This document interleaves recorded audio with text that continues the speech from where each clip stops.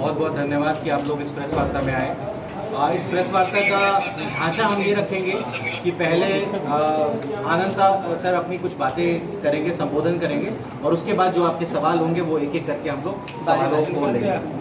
तो संबोधन के साथ हम लोग शुरू करते हैं। सर बहुत धन्यवाद। और पहले तो आप सबका मेरी तरफ से बहुत धन्यवाद। आज आप लोगों ने इतना वक्त दिया और एक मौका दिया अपनी बात रख पाने का, जो कि काफ़ी दिनों से हमें ऐसा महसूस हो रहा था कि कहीं ना कहीं हमारी बात पहुंच नहीं पा रही है जगह पे।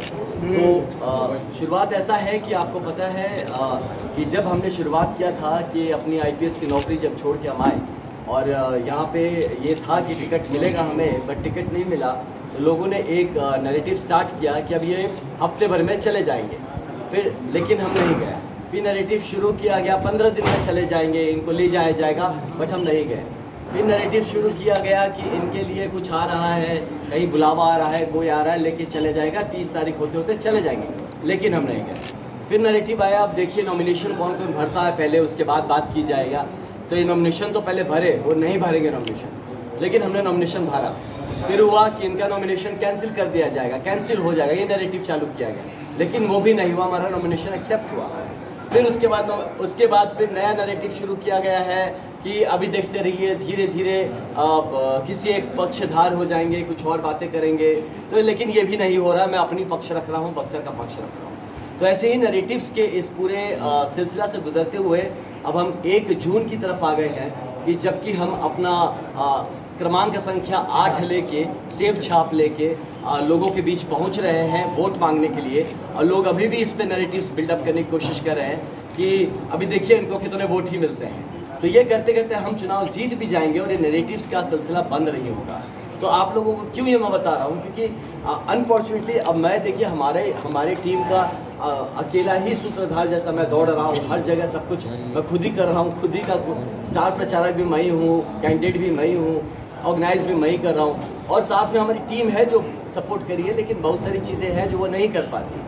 तो इस सब चीज़ में क्या हो रहा है, कहीं ना कहीं हमारे आप लोगों का प्रेम से मैं पर्सनली वंचित रह जा रहा हूँ कि मैं आपसे कनेक्ट नहीं कर पा रहा हूँ, मैं अपनी बात आप तक नहीं पहुँचा पा रहा हूँ, जिसके चलते पब्लिक तक नहीं पहुँच पा रही है। तो आपका बहुत धन्यवाद जो आप आज आए और इस तरह से हमारी बात कवर कर रहे हैं। तो 2-3 पॉइंट्स थे, आप देख रहे हैं कि ये चुनाव जैसे ही शुरुआत इस पे हुआ तो लोगों ने हल्के में लिया, पहले हम लोगों को एकदम से रूल आउट कर दिया कि कुछ है ही नहीं। और आज एक बहुत बड़ी पार्टी है जिसका अगर पेज खोल के देख लेंगे तो हर दूसरा पोस्ट हम ही को इंडिकेट करता नजर आएगा, डायरेक्ट नहीं भी बोले तो हमारे बारे में ही बात करते हैं। फिर किसी दूसरे प्रदेश के मुख्यमंत्री को बुलाया जाता है एक निर्दलीय कैंडिडेट को रोकने के लिए, तो आप इससे भी काफ़ी कुछ समझ सकते हैं। और जब लोग सुनिश्चित हो जाते हैं कि उनकी हार पक्की है, तो मेरे ही नाम का मेरा ही एक क्लोन तैयार किया जाता है जो कि दूर दूर तक असली जीवन में मेरे जैसा नहीं है, उसकी फ़ोटो एडिटेड करके उसका एफिडेविट डलवाया जाता है। उसका नाम जो है वो उसका नाम कुछ और होता है, लेकिन गलत एफिडेविट बना के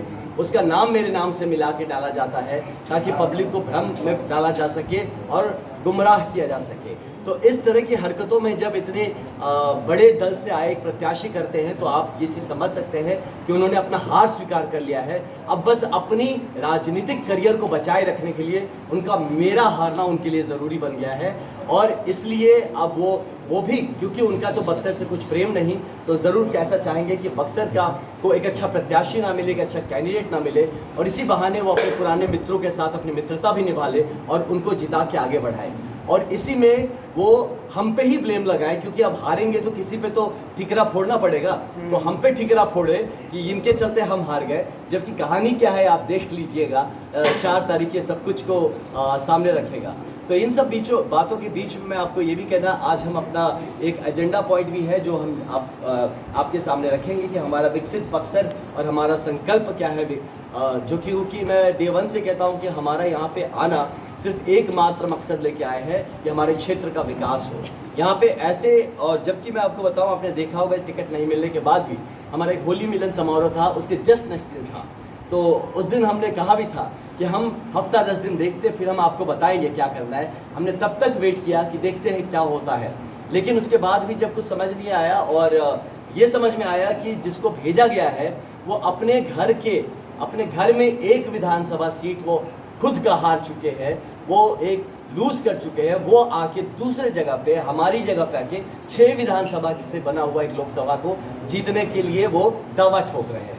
तो ये सब देखा, प्लस बाकी सब चीज़ें जब आप देखते हैं तो देश मेरा, मेरी धरती, मेरे लोग, मेरे अपने लोग हैं जिनके लिए मैं अपना सब कुछ सर्वस्व त्याग करके आया हूँ। क्या मैं ऐसे लोगों के हाथ में इसको जाने दूँ? हर पक्ष की बात कर रहा हूँ, मैं किसी एक दल की बात नहीं कर रहा जिससे मैं चाहता, बाकी दलों की भी बात कर रहा हूँ। क्या मैं ऐसे लोगों के हाथ ये जाने दूँ जिससे मुझे पता है कि वो हमारी धरती के लिए, हमारे क्षेत्र और हमारे लोगों के लिए वो कल्याण भाव से नहीं काम करेंगे, वो वहाँ का बस नेतृत्व, नेता बनना चाहते हैं, नेतृत्व नहीं करना चाहते। तो इसलिए हमारा तटस्थ होकर काम करना ज़रूरी। आपको पता होगा कि हमने ज़मीन पे काफ़ी मेहनत किया, हम गांव-गांव पहुँच रहे हैं, गली-गली जा रहे हैं, दरवाजे